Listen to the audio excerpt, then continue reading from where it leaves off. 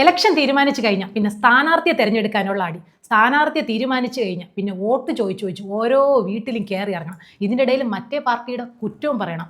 വോട്ടിൻ്റെ അന്ന് വരെ കുനിഞ്ഞ് നട്ടല് വളച്ച് ചിരിച്ച് താടിയെല്ലാം അത്രയും വേദനിച്ച് അവസാനം വോട്ട് കിട്ടി ജയിച്ച് കഴിഞ്ഞാൽ പിന്നെ ഭരണം ഇനിയാണ് പുകിലെന്ന് നിങ്ങൾ വിചാരിക്കും. എവിടെ? ഇനി എല്ലാം കൈക്കുള്ളിൽ അങ്ങ് എത്തുകയല്ലേ.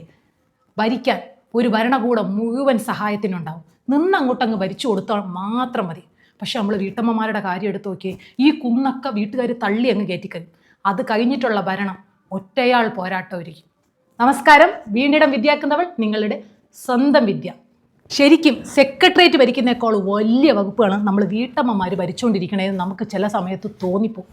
പിന്നെ ആകെ ഉള്ളൊരു വ്യത്യാസമേ ഉള്ളൂ, ഇത് ലൈഫ് ടൈം സെറ്റിൽമെൻ്റ് ആണ്. ഈ 5 വർഷം കൂടുമ്പോൾ ഒളിമ്പിക്സ് ഒന്നും ഈ കാര്യത്തിൽ ഇങ്ങോട്ട് ചിലവാകില്ല. പ്രതിപക്ഷത്തിന് അവിശ്വാസ പ്രമേയം കൊടുക്കാനുള്ള ഒരു ഗ്യാപ്പ് പോലും ഞങ്ങൾ കൊടുക്കൂല. ആദ്യത്തേത് ആഭ്യന്തര വകുപ്പ്, മന്ത്രിസഭയിലെ ഏറ്റവും പ്രധാനപ്പെട്ട വകുപ്പ്. കൊച്ചിലെ പോലീസിനെ വിളിക്കുമെന്നും പറഞ്ഞ് അമ്മ നിർത്തിച്ചിട്ടുള്ള വഴക്കൊക്കെ കോക്കാച്ചിയെ കാണിച്ചു തരണ പോലെ ഉള്ളൂ എന്ന് തിരിച്ചറിയുന്ന ഒരു പ്രായം. അന്നറിയില്ലല്ലോ ഇത്രയും വലിയ പഠിപ്പുകൾക്കുള്ള വലിയ ആളുകളായിട്ടും ഈ 5 വർഷം കൂടുമ്പോൾ ചാടിക്കളിക്കുന്നവരാണ് ഇവരൊക്കെ. അതൊക്കെ നമ്മൾ കുടുംബത്തിലെ ക്രമസമാധാന പാലനം ഈ ഒരൊറ്റ ആക്ഷനിൽ നിർത്തിയിരിക്കും. രാവിലെ കൃത്യസമയത്ത് കുട്ടികളെ സ്കൂളിലേക്ക് അയക്കുന്ന യുദ്ധമാണ് യുദ്ധം. അത് നമ്മളെ ഹോം മിനിസ്റ്ററിൻ്റെ കമാൻഡോ ഓപ്പറേഷൻ യുദ്ധതന്ത്രം. രാവിലെ 6 മണിക്ക് വിളിച്ചുണർത്തി 7:30 ആയി എന്ന് പറഞ്ഞ് കുടുംബത്തിലെ പൊതുജനങ്ങളെ മൊത്തം ഞങ്ങളങ്ങ് പാനിക്കാക്കും. അവരുടെ കാണാതെ പോകുന്ന സാധനം, അവർ മാത്രം ഉപയോഗിക്കുന്ന സാധനം, ഈ തോർത്ത്, ചീപ്പ്, ബൈക്കിൻ്റെ ചാവി, shoe, socks, box, pencil, cutter, rubber, മറ്റേ കുണ്ട്ര ജോയിയുടെ കൂടെ കിട്ടിയ കിടുതാപ്പ്, ഇതൊക്കെ അവരുടെ കണ്ണിൻ്റെ മുമ്പിൽ ഇരുന്നാലും നമ്മളെ ദോശ കരിച്ചിട്ട് നമ്മൾ പോയി തേടി പിടിച്ചെടുത്ത് അവരെ കയ്യിൽ കൊടുക്കുന്നത് നമ്മുടെ ഇൻ്റലിജൻസ് വിങ്. എല്ലാം ചെയ്ത് ഉമ്മയും കൊടുത്ത് ടാറ്റയും കൊടുത്ത് ആ ബൈക്കിൻ്റെ മുകളിൽ കയറ്റി ഇരുത്തി പോയിട്ട് തിരിച്ച് വീട് വന്ന് പരിശോധിക്കുമ്പോൾ ആ ചെറുതിന് രാത്രി മൊത്തം ഉറക്കം എണീറ്റിരുന്ന് ഉണ്ടാക്കിയ പ്രോജക്റ്റ് ആ മേശപ്പുറത്തിരിക്കും. പിന്നെ ഇട്ട തുണിയിൽ അതും എടുത്തുകൊണ്ട് ആ ബൈക്കിൻ്റെ പുറകെ ഓടുന്നത് നമ്മുടെ വിജിലൻസ് ഡ്യൂട്ടി. അടുത്തത് സിവിൽ സപ്ലൈ. വർഷത്തിൽ 3 തവണ നിങ്ങൾ തരണ കിറ്റുണ്ട്. വർഷം മുഴുവനും കഴിഞ്ഞോണമെന്ന് പറയുന്ന സിവിൽ സപ്ലൈസെ പോലെയാണ് എൻ്റെ കിറ്റ്. സാധനം തീർന്നു എന്ന് പറയുമ്പോൾ എന്നെ ഒരു നോട്ടമുണ്ട്. ഞാനെന്തോ കട്ടളപ്പാളി ഇളക്കി വിറ്റവളെ പോലെ. പിന്നെ ദ്വാരപാലകന്മാരെയല്ലേ കൊണ്ടുവന്ന് നിർത്തിയിരിക്കുന്നത്. സാധനം തീർന്നു എന്ന് പറയുമ്പോൾ കഴിഞ്ഞ ആഴ്ചയല്ലേ വാങ്ങിയെന്ന്. ഈ കഴിഞ്ഞ ആഴ്ച എന്ന് പറയുന്നത് 1 മാസം മുമ്പുള്ള ഏതോ ഒരാഴ്ചയാണ്. അല്ല, അറിഞ്ഞുകൂടാത്തോണ്ട് ചോദിക്കുകയാണ്. ഡെയിലി അരി എടുക്കുമ്പോൾ തീരാതിരിക്കാൻ ആ 20 ലിറ്ററിൻ്റെ പെയിൻറ്റ് പാട്ട അക്ഷയപാത്രമൊന്നും അല്ലല്ലോ. ഇത് ഞാൻ വല്ലതും പറഞ്ഞാൽ അങ്ങോട്ട് മാറി എന്ന് പറയും ദൂർത്താണെന്ന്. മല്ലിപ്പൊടി, മുളകുപൊടിയും ജീരകപ്പൊടിയും എല്ലാം എടുത്തിട്ട് ഞാൻ ഡെയിലി ഉച്ചയ്ക്ക് മുറ്റത്ത് കോലയിട്ട് കളിച്ചുകൊണ്ടിരിക്കുകയല്ലേ. ഇത് ഞാൻ വന്നൊരു ചായ വേണമെന്ന് ചോദിക്കുമ്പോൾ ചൂടുവെള്ളം അനത്തി കൊടുത്താൽ മതിയാ. ഒരു ചായ ഇടണമെങ്കിൽ പാലിന് പാല്, പഞ്ചാരയ്ക്ക് പഞ്ചാര, ചായപ്പൊടിക്ക് ചായപ്പൊടിയും തന്നെ വേണ്ടേ? ഒന്ന് പറഞ്ഞു കൊടുക്ക്. എനിക്ക് അറിഞ്ഞുകൂടാത്തോണ്ട് ചോദിക്കുകയാണ്. എൻ്റെ പൊന്നു സാറുമാരെ, ഈ 3 തവണ നിങ്ങൾ തരുന്ന കിറ്റ് ആഴ്ചയിൽ അത് വീട്ടിൻ്റെ നടയിൽ കൊണ്ടുവന്ന് ഒന്ന് തന്നിട്ട് പോയിരുന്നെങ്കിൽ ഇത് എൻ്റെ വായിരിക്കണം, വല്ലതും ഞാൻ കേൾക്കേണ്ടി വരുമായിരുന്ന. പറഞ്ഞേ ഉള്ളൂ, നിങ്ങളുടെ സൗകര്യം പോലെ. അടുത്തത് പൊതുമരാമത്ത് വകുപ്പ്. ആ വകുപ്പാണ് വകുപ്പ്. നിങ്ങൾക്ക് ചെയ്യണമെങ്കിൽ ചെയ്താൽ മതി. ഇനി ചെയ്താലും ചെയ്തടമുണ്ട്. ഈ ചെയ്തതിനൊക്കെ രേഖയും കണക്കും കാര്യമൊക്കെ ഉണ്ടാവും. അതൊക്കെ നമ്മൾ ഇനി എത്ര ചെയ്താലും പട്ടിപ്പണിയും കട്ടപരിഹാസവും എത്ര അടിച്ചു പൊളിച്ച് നമ്മൾ ജോലി ചെയ്ത് തീർത്താലും ആ കുടുംബത്തിലുള്ളവർ കാണൂല. നടുവുളുക്കി എല്ലുമുറിയെ ഒരു തൂത്ത് തുടച്ച് വൃത്തിയാക്കിയിട്ട് ഒന്ന് വിശ്രമിക്കാമെന്നും പറഞ്ഞ് കയറുമ്പോഴത്തേക്ക് ഇപ്പം ഇട്ട ടാർ കുഴിക്കാനെത്തിയ വാട്ടർ അതോറിറ്റിയെ പോലെ ആ 2 ചെറുതും കൂടെ ചെളിയും ചവിട്ടിക്കൊണ്ട് കയറി വരും. ആ ടാർ ഇടുന്നതിൻ്റെ തലേന്നും പോയി ഞാൻ ചോദിച്ചതാണ്, നിങ്ങൾക്കിവിടെ കുഴിക്കണോ, പൈപ്പ് ഇടാനുണ്ടോ? വേണ്ട. ആ ടാറൊക്കെ ഇട്ട് ഒന്ന് ഉണങ്ങി സെറ്റായി വരുമ്പോഴത്തേക്കുണ്ടല്ലോ മറ്റേ മരമെട്ടുകാരൻ രാമുവിൻ്റെ ടീമിനെ പോലെ 2 എണ്ണം കോടാലിയും കൊണ്ടിങ്ങ് വരും. അതുപോലെയാണ് ഇതുങ്ങൾ. ഇരട്ടിപ്പണിയല്ലാതെ എനിക്ക് ഇതുവരെ ഒന്നും തന്നിട്ടില്ല. പണ്ടത്തെ ജലദേവതയെ പോലെ 3 കോടാലിയും കൊടുത്ത് വിടണമെന്ന് എനിക്ക് പലപ്പോഴും തോന്നിയിട്ടുണ്ട്. ഞാൻ പെറ്റതുങ്ങളായതുകൊണ്ട് ഞാനങ്ങ് ക്ഷമിച്ച്. അടുത്തത് റവന്യൂ ഡിപ്പാർട്ട്മെൻറ്റ്. അത് നമ്മുടെ ഈ കയ്യിൽ ഭദ്രം. ഇനി ആരെങ്കിലും വീടിൻ്റെ ആധാരമോ സ്വർണ്ണമോ ചോദിക്കുമെന്ന് വിചാരിച്ച് നമ്മൾ തന്നെ എവിടെയെങ്കിലും കൊണ്ട് ഒളിപ്പിച്ചിട്ട് നമ്മൾ തന്നെ അങ്ങ് മറന്നു. അവസാനം പുരാവസ്തു ഗവേഷകർ വന്ന് കുഴിച്ചെടുക്കേണ്ടി വരും. ഇതിൻ്റെ ഇടയിൽ കെട്ടിയോൻ കാണാതെ കെട്ടിയോൻ്റെ പൈസ തന്നെ അടിച്ചു മാറ്റി മിച്ചം പിടിച്ച് അങ്ങോട്ട് മാറ്റി അങ്ങ് വയ്ക്കും. ഏതെങ്കിലും ഒരു സാഹചര്യത്തിൽ പൈസ ഇല്ലാതെ കെട്ടിയോൻ ഇരുന്നങ്ങ് വിഷമിക്കാനാകുമ്പോൾ നമുക്ക് ഭയങ്കര സങ്കടമാണ്. ഈ പൈസ തന്നെ നമ്മൾ അങ്ങോട്ട് വിശാല മനസ്സായിട്ട് കൊടുത്തിട്ട് നാഗവല്ലിയെ പറ്റിച്ച സണ്ണിയെ പോലെ ഒരു നിപ്പുണ്ട്. ഇപ്പോൾ സുപ്രീം കോടതി പിന്നെയും നമ്മളെ മറ്റേ ബിസ്ക്കറ്റ് വെച്ച് നീട്ടുന്നുണ്ട്. പ്രതിമാസം വീട്ടമ്മയ്ക്ക് 30,000 രൂപ ശമ്പളമൊന്നും കിട്ടിയെന്ന് പറഞ്ഞാൽ മതി. അടുത്തത് ആരോഗ്യ വകുപ്പ്. ആരോഗ്യവകുപ്പും നമ്മൾ വീട്ടമ്മമാരും തമ്മിൽ ഒരു ആരോഗ്യകരമായ മത്സരമാണ് നടക്കുന്നത്. കൊന്നാലും ആശുപത്രി പോകില്ല എന്ന് നമ്മൾ, കൊന്നിട്ടായാലും നിങ്ങൾ ആശുപത്രി കൊണ്ടുപോകുന്നു പുതിയ തരം പനികൾ. ഇനി വീട്ടിൽ ആർക്കെങ്കിലും എന്തെങ്കിലും അസുഖം വന്നു കഴിഞ്ഞാൽ കയ്യിലുള്ളതും പറഞ്ഞു കേട്ടതും ഉള്ള അറിവും വെച്ച് അപ്പുറത്തെ വീട്ടിൽ ഇരിക്കുന്നതുമായിട്ടുള്ള എല്ലാ മരുന്നും കൊടുത്തിട്ട് അവസാനം രോഗിക്ക് സീരിയസ് ആകുമ്പോഴത്തേക്ക് ഇനി നിങ്ങൾ മെഡിക്കൽ കോളേജിൽ കൊണ്ടുപോകുമെന്ന് പറയുന്ന പ്രൈവറ്റ് ഹോസ്പിറ്റലുകാരെ പോലെ അല്ല നമ്മൾ മൂക്കിൻ്റെ തുമ്പിൽ കൈവച്ച് നോക്കിയിട്ട് എന്നിട്ടും ജീവനുണ്ടെങ്കിൽ മാത്രമേ നമ്മൾ മെഡിക്കൽ കോളേജിലോട്ട് കൊണ്ടുപോകുള്ളൂ എന്ന് വെച്ച് പോണ പോക്കിൽ കത്തി കത്രിക പപ്പടം കുത്തിയൊന്നും തെളിവിനായിട്ട് ഞങ്ങൾ തുന്നിച്ചേർത്ത് വിട്ടു കൊടുക്കാറില്ല.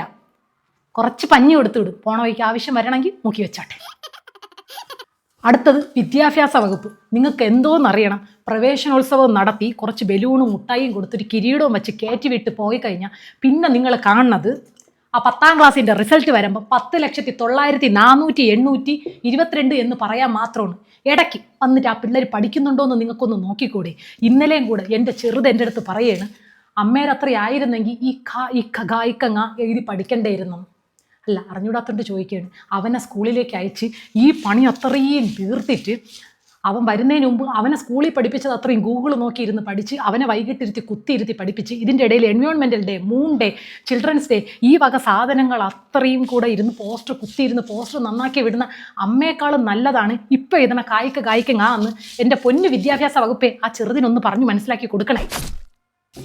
അടുത്തത് ഗതാഗതം. എൻ്റെ പൊന്നു മന്ത്രിമാരെ, നിങ്ങൾക്ക് ഞങ്ങളോടുള്ള സ്നേഹമാണ് ഈ ഫ്രീ ടിക്കറ്റ് എന്ന് ഞങ്ങൾക്കറിയാം. ഇത് പറയുന്ന സമയത്ത് നിങ്ങളും വിചാരിച്ചില്ല നിങ്ങൾ ജയിക്കുമെന്ന്. പക്ഷെ ആ ഒരൊറ്റ അനൗൺസ്മെൻറ്റിൽ ഞങ്ങൾക്കറിയായിരുന്നു നിങ്ങൾ ജയിക്കുമെന്ന്. ഞങ്ങളുടെ കെട്ടിയവന്മാർ പോലും ഞങ്ങളോട് കാണിക്കാത്ത സ്നേഹമല്ലേ നിങ്ങൾ ഈ കാണിച്ചിരിക്കുന്നത്. നന്ദിയുണ്ടേ. അല്ലെങ്കിൽ ഇത്രയും പെട്രോളിന് വില കൂടിയിരിക്കണ സമയത്ത് ഫ്രീ ടിക്കറ്റ് തരാമെന്ന് ആരെങ്കിലും പറയുമോ?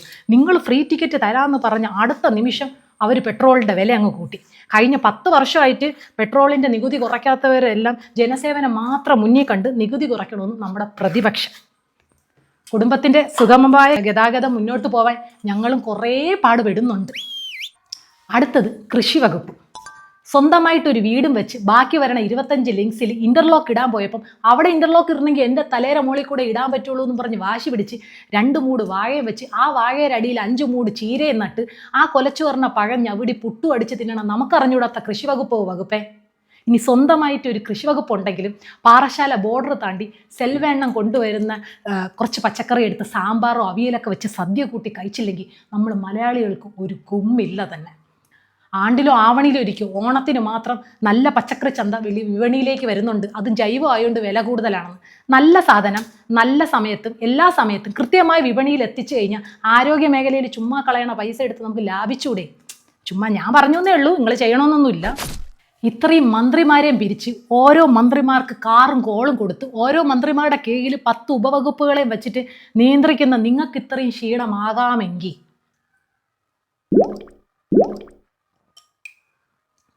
ഈ എല്ലാ വകുപ്പും ഒറ്റയ്ക്ക് നിയന്ത്രിക്കുന്ന അശോകൻ്റെ ഭാര്യയ്ക്കും ഇത്തിരി ക്ഷീണമാവാം.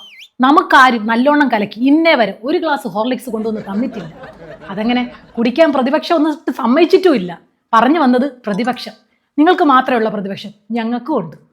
അമ്മായിയമ്മ ആരെങ്കിലും എന്തെങ്കിലും ചോദിച്ചാൽ ചിരിച്ചുകൊണ്ട് തലയാട്ടി കഴിഞ്ഞാൽ നിൻ്റെ വായിൽ എന്താടി കോഴിക്കട്ടയാണോ എന്ന് ചോദിക്കും. കുടുംബത്തിൻ്റെ ഗതാഗതം ഒന്ന് വിപുലീകരിക്കാമെന്ന് വിചാരിച്ച് പഴയ സ്കൂട്ടർ മാറ്റി ഒരു ഇലക്ട്രിക് സ്കൂട്ടർ അങ്ങ് വാങ്ങിയാൽ അപ്പം വരും ഞങ്ങളുടെ സ്വന്തം KSEB current saving every time board. എന്നിട്ട് ഒറ്റ ഡയലോഗാണ്, അങ്ങ് മൂലമറ്റത്തുനിന്ന് കൊണ്ടുവന്നിട്ടല്ല ഇതിൻ്റെ കറണ്ട് കാശ് അടക്കണേന്ന്. മൂലമറ്റത്തുനിന്ന് കൊണ്ടുവന്നതൊക്കെ പണയം വെച്ചിട്ടല്ലേ ഇതിൻ്റെ മണ്ടയിൽ വാർത്തതെന്ന് ചോദിക്കണമെന്ന് എനിക്കുണ്ടായിരുന്നു.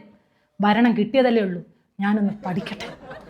ഇനി ഞാൻ ഇടയ്ക്ക് ഡൽഹി വരെ ഒന്ന് പോയിട്ട് വന്ന കുറ്റം. കെട്ടിച്ചു വിട്ടാൽ കെട്ടിച്ചെടുത്ത് നിൽക്കണമെന്ന്. ആഴ്ചയിൽ കാരണം വരെ പോയി കണ്ടിട്ട് വന്ന ഈ കുടുംബത്തിലെ ഖജനാവിൽ പൂച്ച പെറ്റ് കിടക്കുമെന്ന്.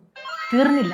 അടുത്തത് ഓൺലൈനിൽ കണ്ട് ഇഷ്ടപ്പെട്ട് ഒരു ചുരിദാറോ ഒരു സാരിയോ ഞാൻ ഓർഡർ ചെയ്ത് കഴിഞ്ഞാൽ ആ ഓർഡറും കൊണ്ട് വീട്ടിൽ നമ്മുടെ ഡെലിവറി ബോയ് എത്തുമ്പോൾ പ്രവർത്തകരെ ഓടിച്ചിട്ടടിച്ച ഗൺമാന്മാരെ പോലെ തിന്നിട്ട് എല്ലിൻ്റെ ഇടയിൽ കയറി കിടക്കണം ആ ടുട്ടുമോൻ അഴിച്ചു വിട്ട് കടിപ്പിക്കും ആ കുടുംബ വിളക്ക്.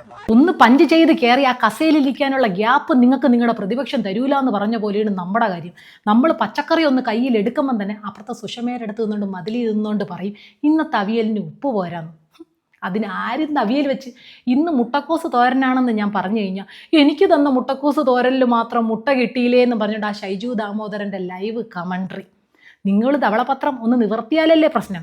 ഞങ്ങൾ വീട്ടിലെ മനോരമ പത്രം ഒന്ന് നോക്കിയാലേ ഇവിടെ പ്രശ്നമുള്ളൂ. നിങ്ങൾ നേരിടുന്നേക്കാളും പവർഫുൾ പ്രതിപക്ഷത്തിനാണ് ഞങ്ങൾ നേരിടുന്നത്. അതും വെറും 5 വർഷത്തേക്കല്ല, ആജീവനാന്ത കാലം മൊത്തം. ഈ എല്ലാ വകുപ്പും ഒറ്റയ്ക്ക് കൈകാര്യം ചെയ്യുന്ന ഞങ്ങളുടെ ഒരു അവസ്ഥയെ ഇനി ഈ മന്ത്രിമാരൊന്നും വീട്ടിലില്ലെങ്കിൽ കാണാം. രാവിലെ വിളിച്ചുണർത്താൻ ഒരു ആഭ്യന്തര മന്ത്രാലയം ഉണ്ടാവില്ല. ആ മോട്ടറൊന്ന് ഓഫ് ചെയ്യടാന്ന് പറയാൻ ഒരു വാട്ടർ അതോറിറ്റിയോ ഉണ്ടാവില്ല. നിന്റെ അപ്പനാണോടാ കറണ്ട് ബില്ല് അടക്കണേന്ന് ചോദിക്കാൻ ഒരു KSEB ഉണ്ടാവില്ല. ആ ഹെൽമെറ്റ് ഒന്ന് വെച്ചിട്ട് പോടാന്ന് പുറകെ നടന്ന് പറയാൻ ഒരു ഗതാഗത മന്ത്രിയും ഉണ്ടാവില്ല. തലവേദനയാണെങ്കിൽ ഇത്തിരി ബാമിട്ട് തല തടവി തരാൻ ഒരു ആരോഗ്യമന്ത്രിയും ഉണ്ടാവില്ല. പരീക്ഷ കഴിഞ്ഞ് കൊണ്ടുവരുന്ന പേപ്പറിൽ ഒപ്പിട്ട് തരാൻ ഒരു വിദ്യാഭ്യാസ വകുപ്പ് മന്ത്രിയും ഉണ്ടാവില്ല. എന്തിനേറെ പറയുന്നു, തെറ്റ് ചെയ്താൽ അത് തെറ്റാണെന്ന് ചൂണ്ടിക്കാണിക്കാൻ ഒരു പ്രതിപക്ഷം പോലും ഉണ്ടാവില്ല. ഇപ്പം ശല്യം തോന്നുമെങ്കിലും ഈ എല്ലാ വകുപ്പും നമ്മുടെ ജീവിതത്തിൻ്റെ ഒരു ഭാഗം തന്നെയല്ലേ. ശമ്പളമില്ലാതെ, അവധിയില്ലാതെ, തുള്ളി പോലും സ്വാർത്ഥതയില്ലാതെ നമ്മുടെ എല്ലാ കാര്യവും നോക്കുന്ന എല്ലാ വകുപ്പിൻ്റെ മന്ത്രിയല്ലേ അവള്. ഇടയ്ക്ക് ആ മന്ത്രിയെ കൂടെ ഒന്ന് കരുതിക്കോളൂ. നന്ദി.